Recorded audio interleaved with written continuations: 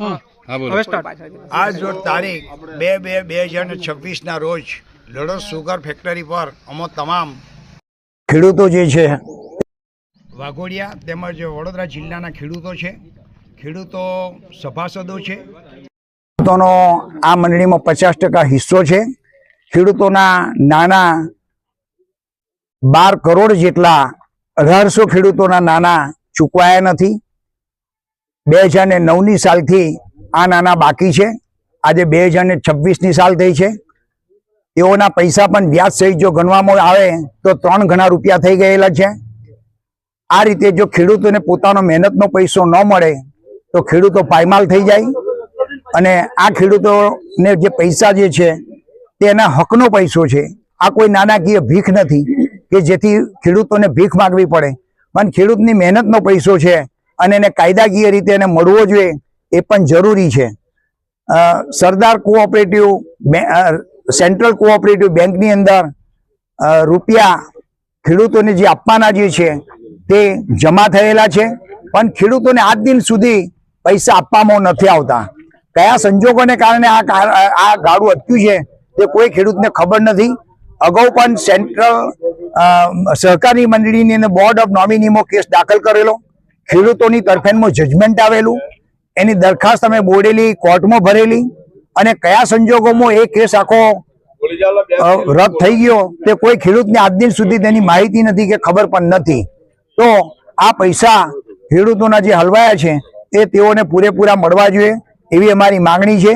જો કાલે ન આપવામાં આવે તો આ સુગર ફેક્ટરીની જે મિલકત જે છે 110 કરોડની મિલકત જે છે તે માત્ર ને માત્ર નજીવી કિંમતે 32 કરોડની અંદર વેચાયેલી છે. એમાં પણ કંઈક રહસ્ય છુપાયેલું એવું દેખાય છે, જેથી કરીને ખેડૂતોની જે આ 50% હિસ્સેદારી જે છે તે શેરના પૈસા પણ દરેક ખેડૂતને મળવા જોઈએ. કર્મચારીઓ અહીંયા કામ કરતા હતા તેઓના પણ પૈસા ચૂકવાયા નથી તેવી પણ અમારી માંગણી છે કે તેઓને પણ તેઓનું વળતર મહેનતનું વળતર મળવું જોઈએ.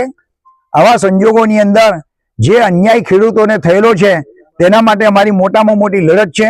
અગાઉ અમે દિન 15ની અંદર માન્ય શ્રી કલેક્ટર શ્રીને આવેદનપત્ર આપવા માંગીએ છીએ કે આ જમીન ઉપર જે બોજો ઉઠાવી લેવામાં આવ્યો હતો તેને ફરી દાખલ કરવામાં આવે, તેમજ લડોદ સુગર ફરી ચાલુ થાય અને ગવર્મેન્ટ એમાં સહયોગ આપી અન્ય મંડળીઓને જો સહયોગ આપીને ચાલુ કરાવતી હોય તો આ મંડળીને પણ સહયોગ આપવો જોઈએ અને ફરીથી એને ચાલુ કરાવવી જોઈએ.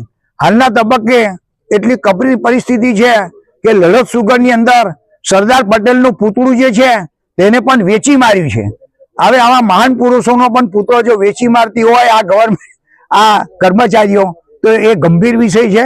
એના માટે પણ ધ્યાને રાખી અને હાઈકોર્ટના રિટાયર્ડ જસ્ટિસ તેમજ સુપ્રીમ કોર્ટના રિટાયર્ડ જસ્ટિસ અથવા અન્ય કોઈ સીબીઆઈને આ કેસ અંગેની જો તપાસ કરવામાં આવે તો ઘણું બધું રહસ્ય ખુલે એમ છે અને જો રહસ્ય ખુલે એમ છે અને કાયદેસરની કાર્યવાહી ખરેખર કરવી જોઈએ અને કાનૂની રાહે જે કંઈ પગલાં લેવા જેવા છે તે લઈ શકાય એમ છે. ઘણા બધા વ્યક્તિઓને સજા પણ થાય એવી છે એવું પ્રાઇમા ફેસી દેખાઈ આવે છે, જેથી અમારા તમામ ખેડૂતો આ લડત આપવા માટે તન મન ધનથી કટિબદ્ધ છીએ એવી અમારી આજની સભાની માંગણી છે. ભરતભાઈ જે પટેલ.